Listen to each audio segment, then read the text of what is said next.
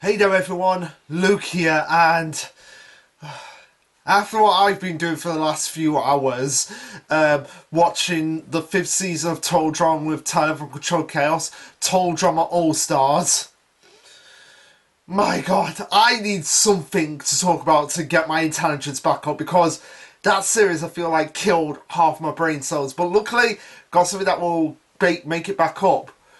Dr. Stone. Yes, that's right.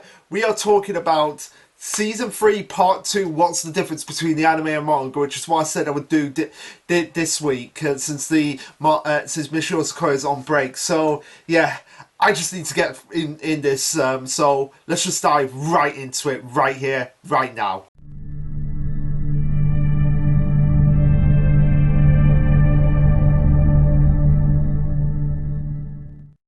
Now, in terms of this half of the season, it wasn't really all that much that was altered slightly. There were some things that were moved around here and there, but for the most part, it pretty much was just a straight up adaptation. Like I said, few little things, few little changes down here that will that we will get into. So yeah, in terms of the chapters, this covers from chapter 116 to the end of 142, so volumes 14 to 16 of the manga. So 3 volumes over 11 episodes. So we start off episode 12, The Kingdom of Science Counterattack, where we have the new opening, which I have mixed feelings about. I mean, it's definitely the most beautiful opening, but at the same time, the soft-spoken chorus I don't feel fits with Dot Stone's overall vibes. Let me know what you guys think about the new opening.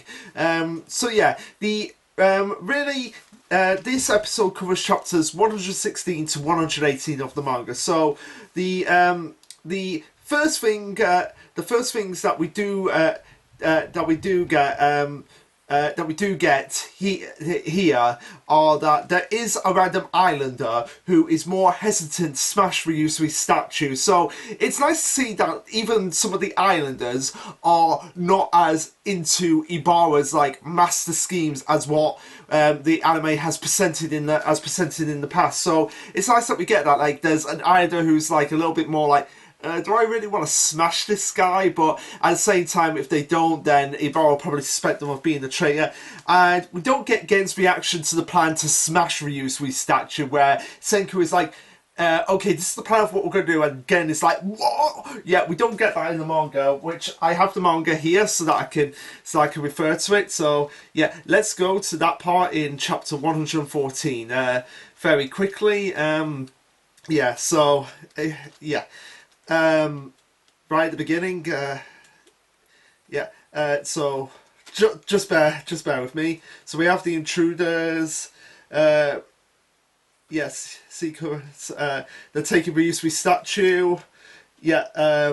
Yeah. Here we go. So we have Ginru saying, besides, just coming up with his pieces means he doesn't really dare. They're going to stitch him back together. We're going to stitch him back together. And then we have Gen going, discuss strategy, and then Gen is like, what? Early say, ugly say, chokily a. So yeah, we don't get that reaction from Gen, which I honestly like. I feel like that kind of like ruined the tension of from it in the manga, where all we get is just Karaka going up and smashing the statue, and we're like, this is the plan. But even in the manga and the anime, Ginru is like really loud in those scenes, and it's just like, why? You're like in the presence of Ibara, he's gonna know if you're loud, Ginru. But then again, it's Ginru. What am I talking about? So yeah, another added bit into this episode is there's a little extra bit of when the rats are scurrying around trying to get Ryusui's body parts. You see, stone parts. You see a lot of the islanders reacted to the rats still going around them, including the old islander who I believe is the one that was trying to get into in the manga, was trying to get into Ibara's harem, but was just like, yeah, no, that was the beefy woman. No, this is one of the older islanders that was just like, rats, where are they all coming from? And also, I've got to say, Suika on top of Soyuz when she's putting the paper hat on Ryusui's head, that's just like the cutest thing ever. So here at this point is where the versus panel occurs. So there is one line where I believe it is in the manga here. Well, let me just see. Let me just see. It's not. No. It's after the drone bit. Oh, where is it? Where is it?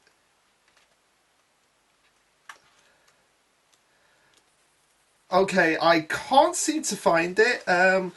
Yeah. Kazukima Fives. Yeah, I can't seem to find it, but I know there is like a versus panel. I believe it's one of the earlier mangas. So, do I have it? Do I have it at all? 13. 13. Let me just check quickly if it's in volume 13. No. So it might just be a case of it's got to be somewhere in this volume. I'm pretty sure I did see it in this volume. That's. Oh, here it is. I found it. So where it has the versus Kindred Science versus Petrification versus Petrification panel. It happens like near the end of this episode, right before they're about to revive Rusui. Now, there's also a pointless line about reviving, which was called, which again, a lot of like the because you get a lot of that with this manga where you have like the line from the ending of the last chapter begins like the first chapter of the following. So like for example, if you have a line at the end of chapter 113, you would have the same line at the start of chapter 114, that sort of thing. So like I said, a lot of these lines are just cut down because it really is pointless. It's just repeating what's being said before. Now, in terms of the ending song, it's quite a unique art style. The song itself is very nice, but the way they actually animate, it's like done in like a more painting salt style, if that makes any sense to anyone. So now moving on to episode 13, titled Medusa's True Face, covering chapters 119 to 120 of the manga.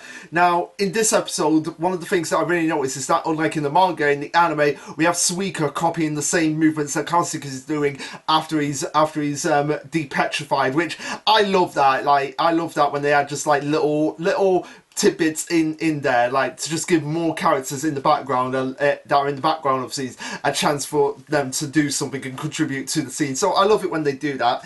But there's one line here that so in the anime, again, not putting Taiju in the same category when talking about Da Vinci. So it's this panel right here that I actually got up. So I'm going, we all know and love Leonardo da Vinci, right? He came up with this, and again, it's just like, yeah, I suppose I've heard of him, but I know him as the one who paid the Mona Lisa. And Suka's saying that old dude was great at art and science. Every now and then you get outrageous people like that.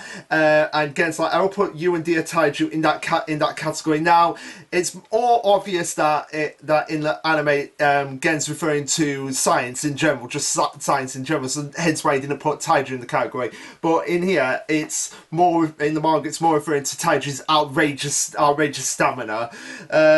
So I do. So that's kind of funny. And also as well, we get the pachinko balls back, which if anyone's watched the episode of Power Rangers Rocky Wants to Have Fun, yeah, keep these as far away from Rocky as possible. I just wanted to put that in because I find that absolutely hilarious. Now, there is one scene with Kohaku and Mosu, which is cut in chapter 119, right towards the end, just before the drone has been acquired, where Mosu says basically in the next chapter the exact same thing. So I can understand why that scene was cut. Probably just to like not have it reinforce the tension and just be like bang bang bang bang bang. Now, there is one scene right here in chapter 120 where yeah, here it is, where after Ibarra has been has been knocked out, and Ginru sees the statue and sees that, oh yeah, this is looks like Soyuz, and then Ibarra gets back up and is like, you mustn't lie now, or you mustn't tell lies. You see, like, the panel right here is way creepier in the manga than it is in the anime, because obviously because of the different shading and lighting, the manga is like a case of like, you do not want to mess in the dark anyway, whereas the anime is a case of like, I'm gonna get out of there ASAP. So yeah, I find it still does its job of being effective, but I will say the manga panel is a lot more effective than the anime because of like the limited colours and of it just being on a black background, really making it seem very intimidating. And yeah, that's really all the thoughts I had for episode 13. So we can move on to episode 14.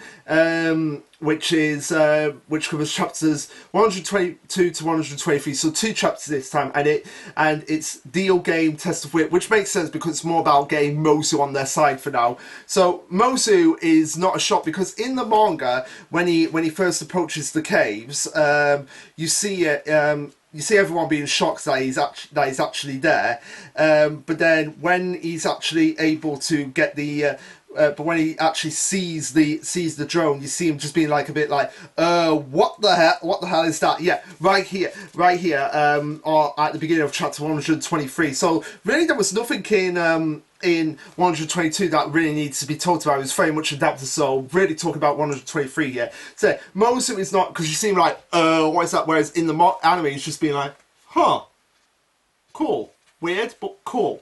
It gives off that kind of like vibe there, which I'm not sure how to take that, because he really would be thinking more about like, what the hell is this? This is something that's beyond me.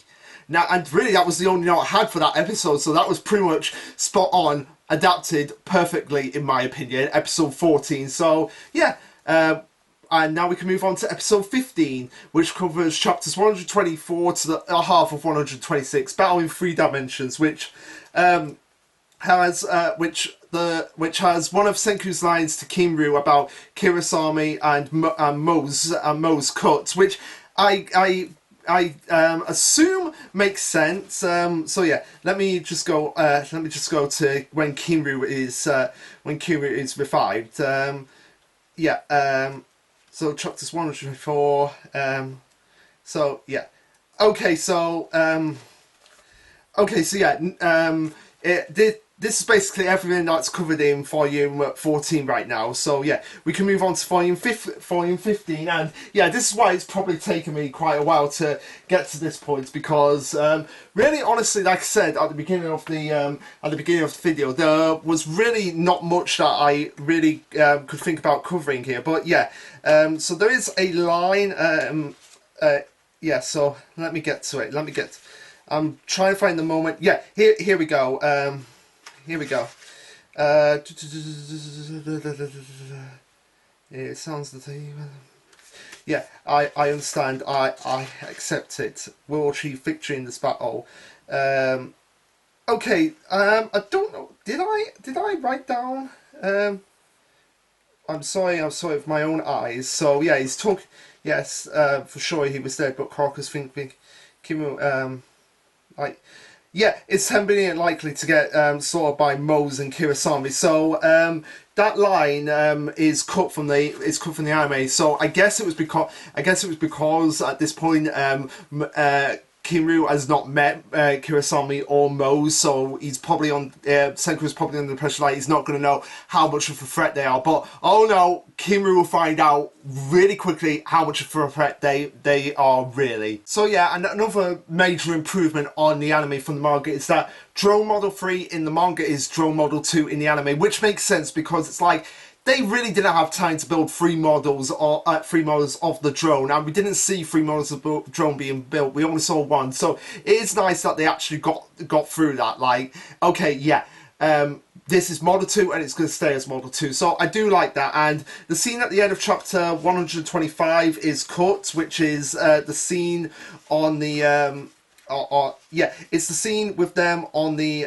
wave break cliff. But I guess the reason why they cut it is because yeah, it's pretty much the same scene that starts chapter 126. So they cut it down for time. They cut it down for time purposes, and also because of the fact that there's a big portion of episode of one of the later episodes that's gonna come into play really well, which I really like that they added it in. So if we're gonna lose a lot of like the fluffiness or the repeated lines, it's pretty much removing them for a good cause to add in stuff that needed to be expanded upon. I'm all for that, because like I said, all the fluff bits are basically being cut, because it's like you don't need like the scene from the end of chapter 125 and 126 to be in the episode, because they're essentially the same scene, like I said. So yeah, that was all the points on episode 15. So we're steadily moving along here. So yeah, this video is not going to be as long as some of the other animated manga videos that I've done in the past, because again, like I said, not much to really go off, and it's why it's taken me so long to get this video out in the first place. Like, I've been holding it back, but I thought, no, I need to get it done now, otherwise I'll never get it done. So that's why I'm doing this. So yeah, moving on to episode 16, Total War, covering chapters 126 to 128. Now, the main thing to take away from this chapter is the earring scene, where we have the earring scene being placed right after the creepy scene with Senku and Ibara. So yeah, the whole like earring thing of Ibara getting the earring, that's all shifted to after the creepy scene where you see Ibara with his hand around Senku's neck. So I'm really glad that they did that. It makes the scene flow much better paced, because it's like, because you see Ibara grabbing hold of Senku's face, and then you see that, oh, he's got the earring from Kohaku. And Gen's thoughts about Magma are cut. So yeah, we find out that Magma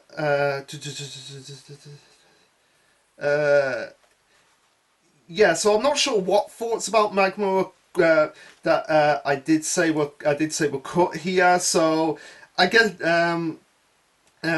I can't really remember what thoughts about Manga were cut, but and also one of Ibara's lines were cut. But there's one thing that the anime does that I hate when it does this, and that's the white outline figures. They're back in full force in this episode, which anime, I expect more from you. Like, Boichi, I do love your art style, but like I said, you have a major issue when it comes to drawing background characters, and I really thought the anime would pick up on that and improve on it, and for the most part they do. But this episode, gotta call it out, it happens in this episode, and yeah, it's something that I expect more from the anime. Okay, so now we move on to episode 17, titled Joker, which covers chapters 129 to 131.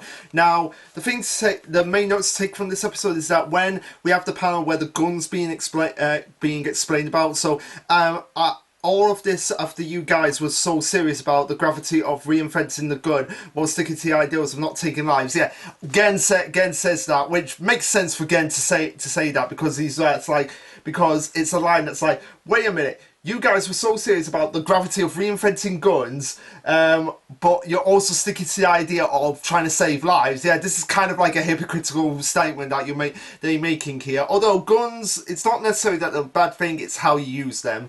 Now, the other thing as well to take note is that the bashing of Gen. So like you have Magma just blasting off the gun, and then you have the line from the islands, just how many sorcerers are there? But then after that, you get the scene with Nikki bashing Magma on the head. So yeah, like I said, a lot of scenes just being shifted over or cutting or trimming down, because basically they're the same scenes and they just flow into each other. Now, one thing as well to take away from the manga in terms of the anime is just the strength of Mosu, because in the manga, Mosu smashes Kimu's shield, whereas in the anime, he doesn't. So a little bit of a power difference there between manga Moes and anime Moes. So that's quite an interesting thought to take away from here. But also as well,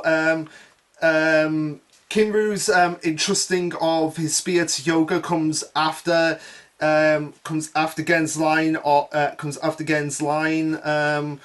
which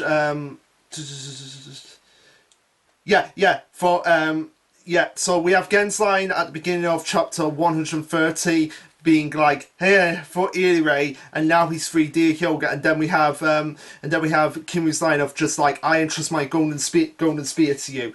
But one thing that's confusing, which they actually do acknowledge in the manga, because I was confused at first, is that in the anime, there's no like moment where Moses' name is said to Hyoga after he's revived, and yet somehow he still knows Hyoga's name, because it's like because it's like let's see here.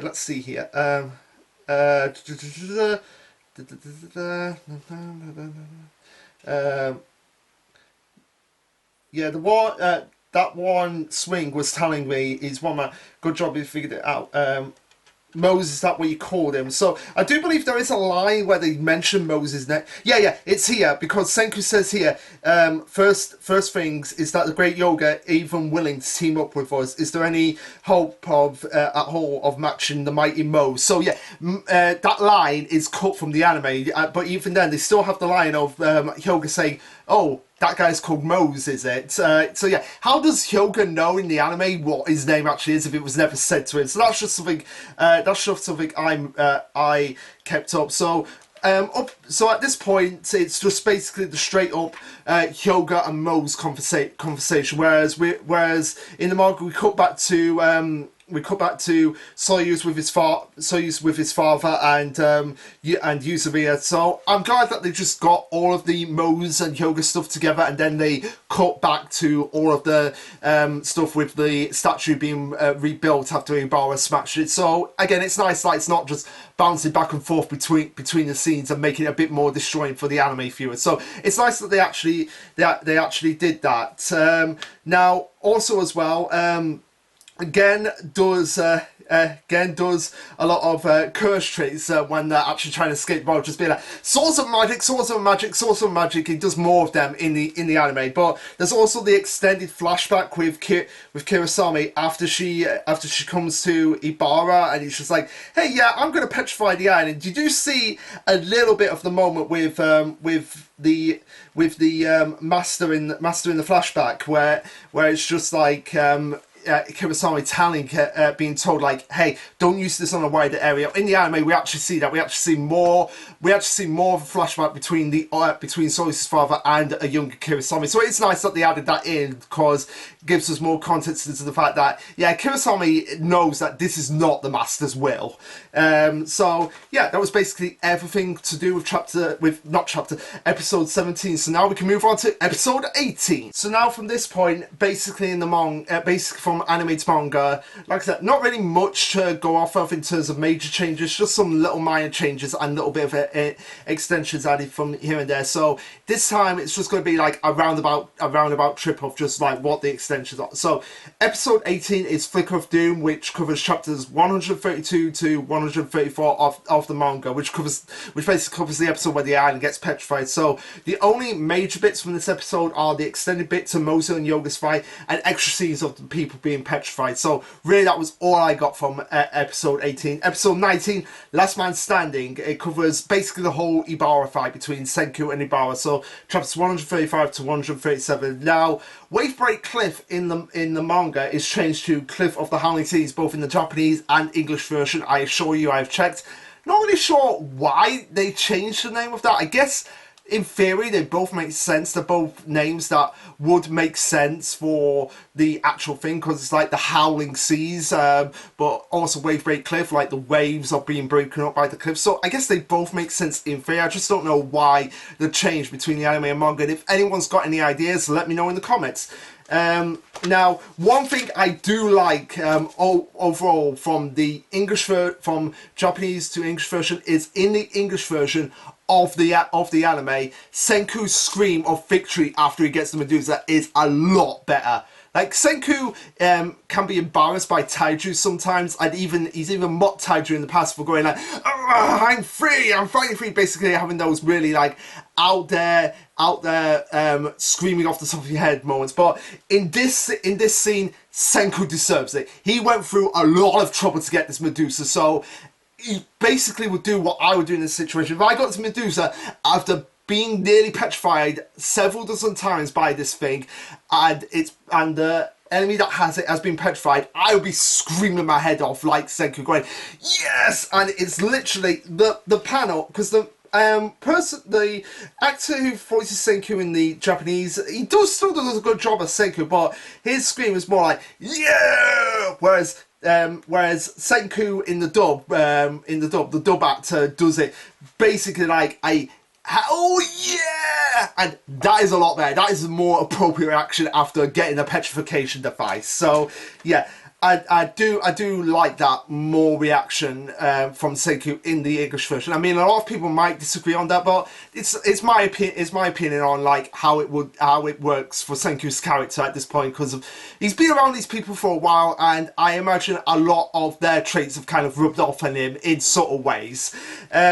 So yeah, episode 20, First Dreams, covering chapters 138 to 139, ending on We Are Going to the Moon. So there's an extended party scene with an arm wrestle between Magma and Orochi and Kinru and Giru having a bit of banter, and also in Matsukazu's backstory, there's more like shots of the Medusas actually landing around the island. So really, those were the only notes I took on that episode. Now, episode 21, Treasure Island, only covers mainly chapter 140 and part of chapter 141, but there is a reason for that. There is a solid reason for that, because this is the one that has the most anime original scene, because it's basically the whole second half of the episode is just an anime original scene up until the very end, where they're like going back to the mainland from Treasure Island. So the original anime scene basically involves a fireworks festival, which I like, because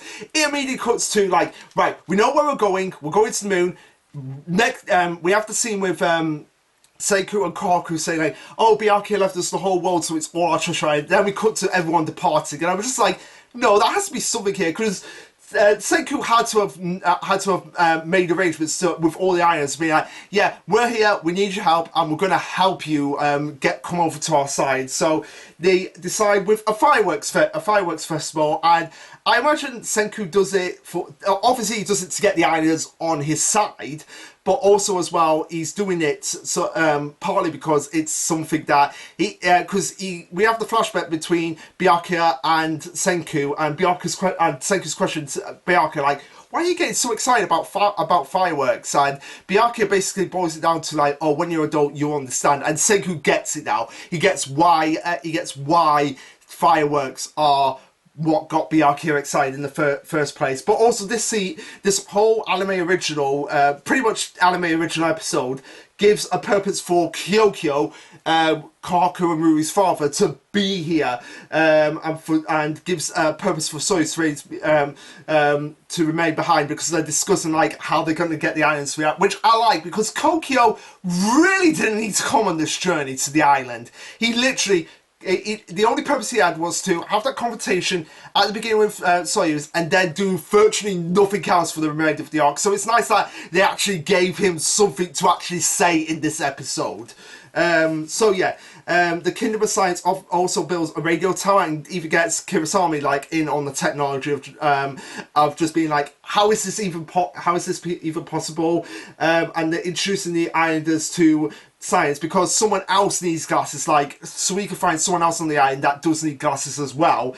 And it's very interesting, because it begs the question of like, who would you, because I put here Kirasami or Amaryllis, who should have gone with Senku? Like, seriously, they had more of a connection with Amaryllis, but I guess the reason for Soyuz giving Kurosawa is because like they need a new warrior in the power team, so that's why. But it'd be interesting to see what if Amaryllis actually went with them to America and to South America. Well, not South America, but to North America. It would have been interesting to see what that was all like. And like I said, Senku understanding Soyuz's pain with his father because of like his father's there and Soyuz can't say goodbye to him. Senku understands that pain, and I love the fact that the three people who comment on Senku being the scientist to go to the moon is Suika, Yo, and Nikki, because that's just perfect. So now moving on to episode 22, Beyond New World, covering chapters 141 to 142, which ends volume 60. So I kind of wish Suika was there with Mirai when Tsukasa woke up, because again they're supposed to be like besties at this point, and not being there for a bit, like I really wish she was put there, and it also paved way to something that happens between Suika and Tsukasa later on when they get to North America. And I do like that Ukyo is the one that says the line about Tsukasa losing his coat, because yeah, that seems like a very Ukyo thing to say. Now, the thing that's really disappointing here is that you see Senku with a bunch of scrolls after Tsukasa officially joins the pirates. Just like, right, we're going to build a rocket, here's the roadmap. You see a bunch of scrolls, but in the anime, you don't actually see them. I would have loved to have seen what was on those scrolls.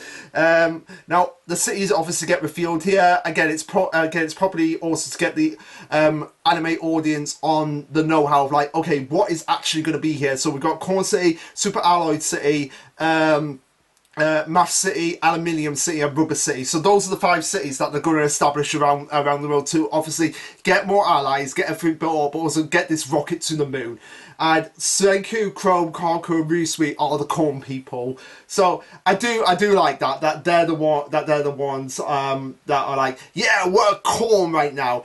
And yeah, that's pretty much everything on season 3. Like I said, the second half of the series wasn't really not really much to go on in terms of changes, but I imagine season 4 is going to have quite a few changes, because season 4 is the final season, and considering we've got pretty much 90 chapters before the end of the series, yeah, there are some things that are going to have to be either trimmed down or cut altogether. If they also want to add in some anime original stuff, like an anime only scene ending where it's just like they're just sailing off, we don't get like the introduction to Minami reporting on everyone and giving those interviews, which I imagine that's going to probably start season 4.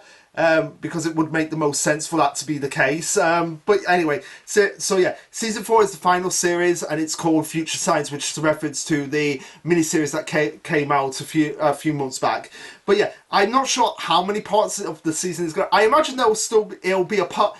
If I'm being generous here, and I know people don't like this, especially after what happened with Attack on Titan. But if they have, say, season 4 part 1 to be 22 episodes and then season 4 part 2 to be another 22 episodes, I think people will be perfectly fine with that. Just make it 2 parts over 4 cores. So like core 1 is 11 episodes, core 2 is 11 episodes, and so on and so forth. So make 4 cores of 11 episodes each, make part 1 and part 2. I think people will be happy then. But that's just my opinion, and we'll just have to wait and see with the anime. But don't rush this, guys. Don't rush this. You've got all the time in the world to make this anime be justice and fill in a few of the gaps. Like what you did here with the Fireworks Festival. That was a brilliant thing that you did. So do more of that, but add in more episodes. So give us 2 parts to season 4 and give us 44 episodes. So that's all I asked for. But anyway, guys, what did you think of this season and the anime overall for Dr. Stone at the moment? Let me know. Like, subscribe, comment, all that jazz, and this will be Lasherluke signing off. Later, guys.